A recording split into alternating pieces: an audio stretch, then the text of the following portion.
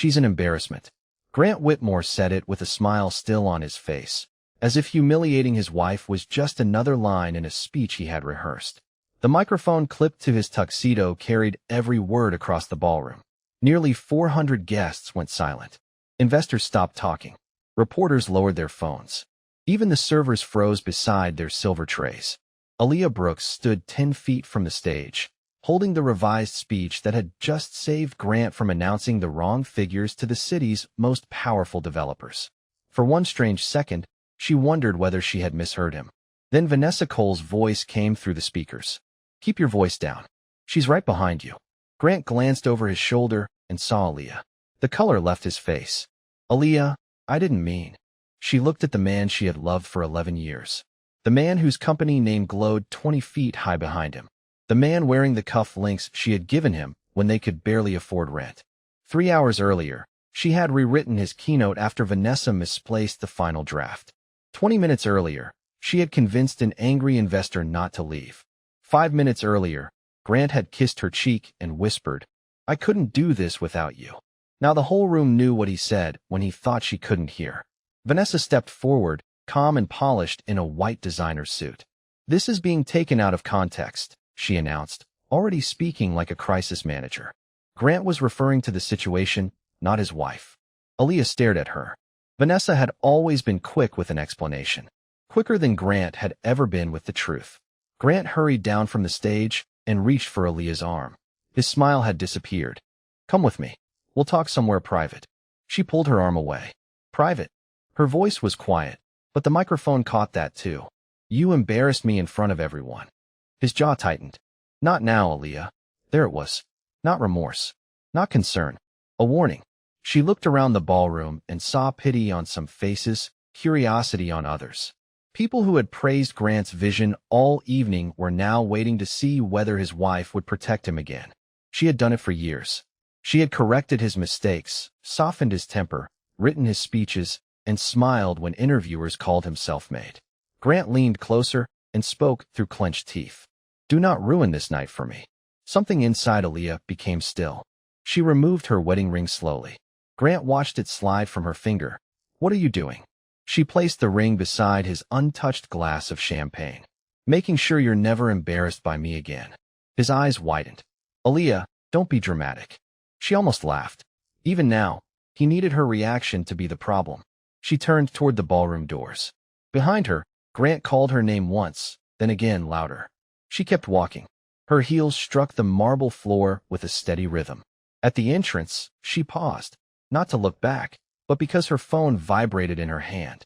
An email notification filled the screen. It was the message she had scheduled 3 weeks earlier, after discovering how far Grant's betrayal reached. Termination of strategic services. Effective at midnight. Aaliyah pressed send now, stepped into the cold Chicago night, and let the doors close behind her. The car pulled away from the hotel, but Aaliyah barely noticed the city moving past the window. Her hands rested in her lap, one bare finger pressed against the pale mark where her wedding ring had been. The driver asked whether she wanted to go home. Aaliyah looked at the address saved in his navigation system and felt something tighten in her chest. Home was a brick townhouse in Lincoln Park filled with furniture Grant had chosen, photographs his publicist had approved, and rooms where Aaliyah had slowly learned to speak less. "Take me to the Langham," she said. "Please use the side entrance." 7 years earlier, there had been no chauffeur, no gala, and no company worth mentioning. Grant had been working out of a rented office above a dry cleaner in Oak Park. The heater rattled. The carpet smelled like old coffee. He had one employee, 3 overdue invoices, and a presentation that began with 14 slides about himself. Aaliyah had been hired for a 2-week branding project. She remembered sitting across from him at a scratch conference table while he explained that investors did not understand his vision. "They understand it," she had told him. "They just do not trust you yet." Grant had stared at her. Most consultants praised him first and corrected him later. Aaliyah had never been good at pretending. "That is a bold thing to say to someone paying you," he replied. "Then stop paying me." He laughed, and something changed between them. She rebuilt the presentation around the neighborhoods Grant wanted to develop instead of the awards he hoped to win. She replaced vague promises with numbers, timelines, and photographs of neglected buildings that could become homes and businesses. At the next meeting, the investors stayed until the final slide. One of them offered Grant his first serious line of credit. That night, Grant brought 2 containers of Chinese food back to the office and placed one in front of Aaliyah. "When people finally see me," he said, "it will be because you taught them where to look." She believed him. She believed the work belonged to both of them, even when only his name appeared on the door. In the years that followed, Aaliyah wrote investor letters, prepared him for interviews, and built the language that made Whitmore Urban Group sound less like another development company and more like a promise. Grant called her his secret weapon. At first, the words felt intimate. Later, they began to feel literal. She was kept out of photographs, then off panels, then outside meetings where her own strategy was being presented. Every time she raised the issue, Grant kissed her forehead and said, "We both know what you mean to this company." The hotel room was quiet when Aaliyah entered. She set her purse on the desk and opened her laptop. Messages were already arriving from board members, reporters, and Grant. She ignored all of them. Then a video from an old interview appeared on her screen. Grant sat beneath the company logo, smiling confidently as the host asked how he had built everything from nothing. "No one handed me a blueprint," Grant said. "I created the vision myself." Aaliyah remembered that interview. She had been seated 6 feet away, just beyond the camera frame, holding the notes he had asked her to write.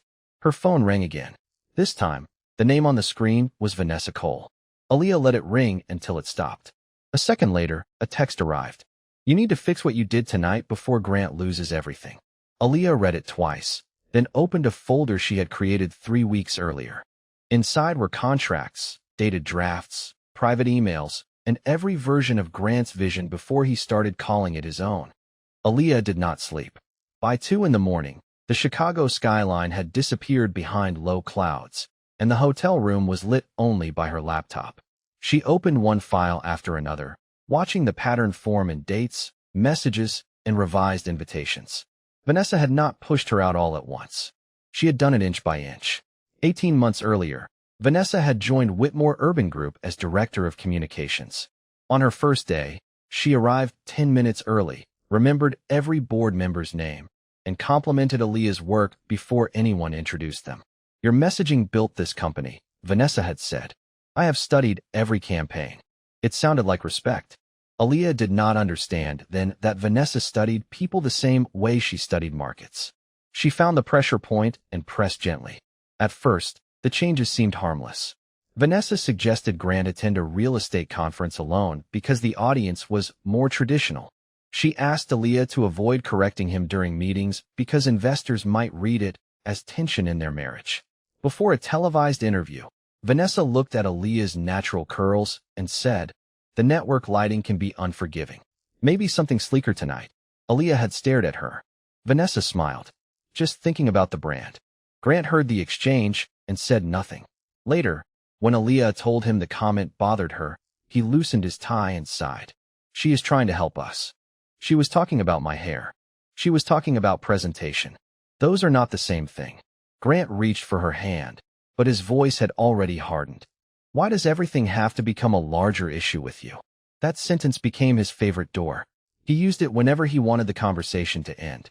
Within 6 months, Vanessa was traveling with him. She sat beside him at investor dinners, answered questions Aaliyah once handled, and sent schedules that listed Aaliyah as optional. Grant claimed it was efficiency. When Aaliyah objected, he accused her of feeling threatened by another successful woman. The memory made her close the laptop for a moment. She had spent months wondering whether jealousy had changed her. She had apologized for asking reasonable questions. She had even thanked Vanessa for making Grant's life easier. Her phone buzzed on the desk. Another message from Grant appeared. "Come home. We can contain this before morning. Now we can talk. Not I am sorry. Contain this." Aaliyah set the phone down and reopened the folder. Near the bottom was a screenshot she had nearly deleted 3 weeks earlier. Grant had left his phone charging in the kitchen while he showered. A message from Vanessa had appeared across the screen. "I miss New York, especially the mornings." Aaliyah had told herself it could mean anything. Then she found a photograph in the recently deleted album. Vanessa stood barefoot inside the company apartment in Manhattan, holding a coffee mug and wearing Grant's pale blue dress shirt. Behind her was the framed map Aaliyah had chosen for the living room. Grant had claimed Vanessa stayed there because her hotel reservation was canceled. He said he slept at another property. He called Aaliyah suspicious, invasive, and exhausted from work.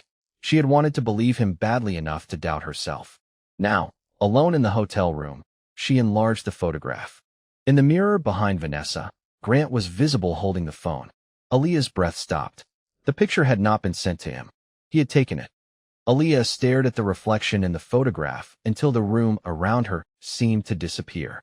Grant had not been caught in the background by accident. He had framed the picture. He had watched Vanessa smile at him while wearing his shirt, then saved the image and returned home to tell his wife she was imagining things. By 7 that morning, Aaliyah was sitting across from Denise Holloway in a quiet booth at a 24-hour diner near the river. Denise wore gray slacks, a navy coat, and the expression she usually reserved for witnesses who were about to lie under oath. Aaliyah slid the phone across the table. Denise studied the photograph without touching it. "When did you find this?" 3 weeks ago. "And what did he say?" Aaliyah looked down at her untouched coffee. "That Vanessa's hotel reservation was canceled. That he stayed somewhere else. That I was looking for reasons not to trust him." Denise leaned back. "Did you believe him?" "I wanted to." The answer came out smaller than Aaliyah intended. "I kept thinking there had to be an explanation that did not make my whole marriage a lie." Denise's expression softened. "Your marriage was real because you were real in it. His dishonesty does not erase what you gave." Aaliyah blinked hard and looked toward the window. Morning traffic moved along Wacker Drive, while people hurried to work as if the world had not shifted overnight. She told Denise about the missed invitations, the private dinners, and the way Grant had started calling her emotional whenever she asked a direct question. She told her about Vanessa's comments, the interview from which Aaliyah had been removed, and the article Grant claimed he knew nothing about. Denise listened without interrupting. When Aaliyah finally stopped, Denise asked, "Why do you need evidence to prove that your own pain is real?" Aaliyah had no answer. Denise opened her laptop. "We separate the marriage from the business. For the marriage, you need a family law attorney. I can refer you to someone who handles high-asset divorces. For the company, we preserve everything. Original files, contracts, emails, metadata. You do not access anything you are not authorized to access, and you do not delete a single message. I am not trying to destroy him." "Good," Denise said. "Then do not. Let the records speak." Aaliyah opened the folder she had brought. They worked through breakfast, marking documents that showed her consulting company still owned several brand systems licensed to Whitmore Urban Group. None of it gave her the right to shut down Grant's company. It did give her the right to stop providing services and challenge unauthorized use through proper legal channels. At 9:15, Denise found something else. An email chain from Vanessa included a link to a private media account called City Wife Unfiltered. The account had spent months posting vague stories about an unnamed executive's unstable spouse. The details matched Aaliyah's life too closely to be coincidence. Her clothes, her arguments with Grant, even the night she left a charity dinner early because her father had been taken to the emergency room. Vanessa had turned each moment into proof that Aaliyah was difficult. Denise clicked the scheduled posting folder attached to the account. One draft was set to publish at noon. The headline read, "The woman behind Grant Whitmore's private struggles." Below it was a photograph of Aaliyah leaving the gala alone. The article had already been sent to 3 reporters. At the bottom of the email chain, Grant had replied with 5 words. "Make sure I look sympathetic." Grant's 5-word reply stayed on the screen between them. "Make sure I look sympathetic." Aaliyah read it again, hoping the sentence might change. It did not. Denise closed the laptop halfway. This was sent 4 days before the gala. Aaliyah nodded slowly. That meant Grant had not lost his temper in one careless moment. He had expected the marriage to break, and he had already decided how the public would remember it. Denise reached for her legal pad. "We need to move carefully. The article may be cruel, but cruelty is not automatically illegal. We focus on false statements, confidential business information, and anything that damages your professional reputation." He was preparing to blame me. Yes. Denise did not soften the truth. "But you were preparing too, were you not?" Aaliyah looked at the folder on the table. 3 weeks earlier, after finding the photograph from New York, she had contacted Denise and reviewed the consulting agreement between Brooks Narrative Strategy and Whitmore Urban Group. The agreement had renewed every year because Grant always said formal ownership did not matter between spouses. Aaliyah had insisted it did. Her mother had spent 26 years helping build a family business and left with nothing when the marriage ended. Aaliyah had promised herself she would never confuse love with paperwork. The contract gave either party the right to terminate strategic services with written notice. It did not erase past work or instantly remove anything from the company. It required a review of continued use, licensing, and payment. That was why Aaliyah had scheduled the notice instead of threatening Grant with it. She wanted a clean record, not revenge. In the days before the gala, she quietly moved what mattered. Her mother's sheet music went first, then family photographs, tax records, and the small electric piano from the guest room. Grant never noticed. He noticed when a wine delivery arrived late. He noticed when his favorite shirts were not pressed. He did not notice that his wife was slowly removing herself from their home. The night before the gala, he came into the kitchen carrying white roses. "I know things have been rough," he said. "I have not been fair to you." Aaliyah studied his face.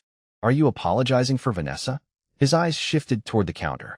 "I am apologizing for making you feel unimportant." It was not the answer she needed, but it was close enough to make hope rise in her chest. Grant reached for her hand. "After tomorrow, we go away. Just us. We fix this." For several minutes, she believed him. Then his phone lit up beside the flowers. A note was open on the screen. Vanessa's name appeared at the top. Under it were the exact words Grant had just spoken, followed by instructions. "Pause here. Touch her hand. Do not admit to an affair." Aaliyah had felt something inside her close. She still attended the gala because part of her needed to see whether Grant would choose honesty when the room was full and the stakes were high. He gave her the answer through a microphone he thought was turned off. Back in the diner, Denise's phone rang. She listened for less than a minute, then looked at Aaliyah. "The board has called an emergency meeting for this afternoon. Grant told them you sabotaged the company out of spite." Aaliyah's own phone buzzed at the same moment. A message from Vanessa appeared with an attached audio file. The text beneath it read, "Withdraw the termination notice, or everyone hears what you said in that meeting." Denise did not play the audio file in the diner. She forwarded it to herself, saved the message, and placed Aaliyah's phone inside a clear evidence bag she carried for client documents. "Do not answer Vanessa," she said. "Do not threaten her, and do not delete anything." Aaliyah watched the phone disappear into Denise's briefcase. What if the recording is real? Then we listen to the full context before deciding what it means. At 2 that afternoon, they entered the conference room at Whitmore Urban Group. Grant sat at the head of the table with Vanessa beside him. 6 board members faced a wall of windows overlooking downtown Chicago. No one offered Aaliyah a seat until Denise pulled out a chair for her. Grant looked exhausted, but his voice was controlled.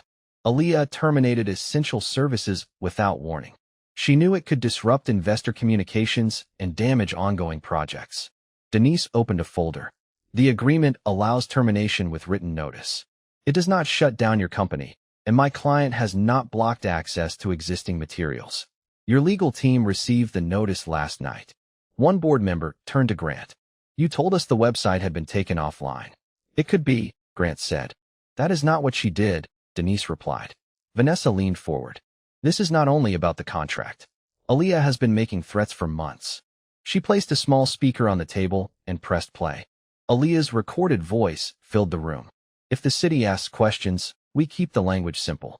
We do not give them anything they can use until the deal is closed." The recording ended. Grant looked at her with practiced disappointment. "You told us to hide information." Aaliyah remembered the meeting. It had taken place 9 months earlier during negotiations for a redevelopment project on the south side. Her stomach tightened, but she kept her voice steady. "Play the rest." Vanessa folded her hands. "That is the relevant section." "No," Aaliyah said. "That is the section you cut." Denise connected her laptop to the conference room screen. Aaliyah had archived every strategy meeting because Grant often asked her to prepare written summaries. The original file was stored with an automatic date stamp. Denise played the full recording. Aaliyah's voice continued after the edited sentence. "We do not give them anything they can use until the deal is closed, because there should be no deal until the environmental report is complete.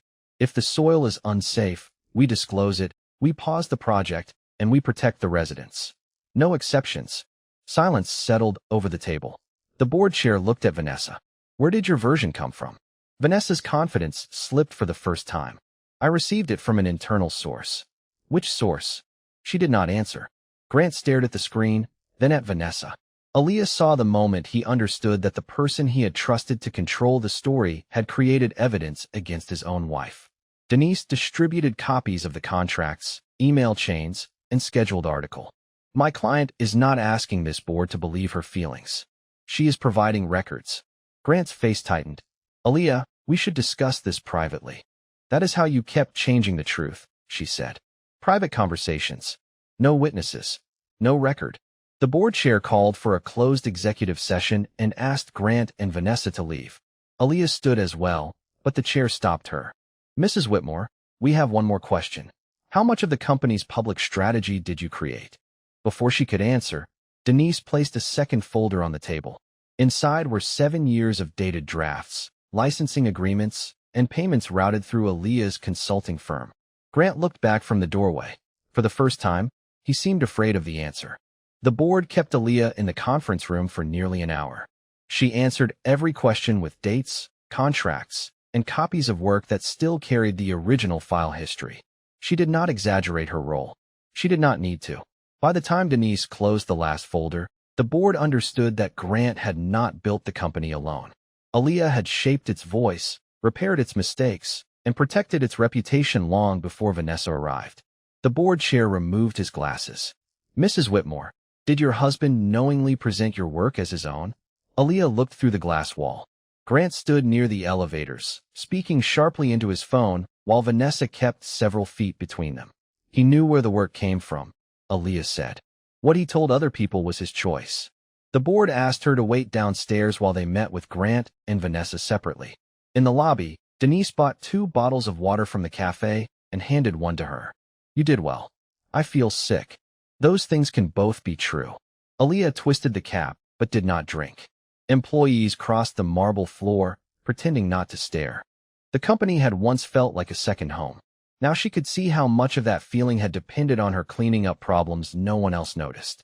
20 minutes later, Grant stepped out of the elevator. His tie was loose, and the confidence he wore at the gala was gone. They suspended my authority pending a review, he said. Denise stood. Do not discuss board matters with my client without counsel present. Grant ignored her. Aaliyah, Vanessa manipulated the recording. I did not know she would do that. You knew about the article. I was trying to get ahead of a bad situation. You were creating the bad situation. His face tightened. I made mistakes, but this company employs 300 people. If investors panic, families get hurt. You cannot just walk away from that. Aaliyah finally opened the water. You keep asking me to save everyone from the consequences of your decisions. I am asking you to be reasonable. No, you are asking me to go back to work. Grant lowered his voice. Come home tonight. We can tell the board the termination was emotional and temporary. I will remove Vanessa. I will correct the article. Whatever you want. Aaliyah studied him. He was offering everything except the truth. Did you love her? She asked. Grant looked toward Denise, then back at Aaliyah. That is not relevant right now. The answer hurt less than she expected. Maybe because she had already heard it in 100 other ways. Before she could respond, the elevator doors opened.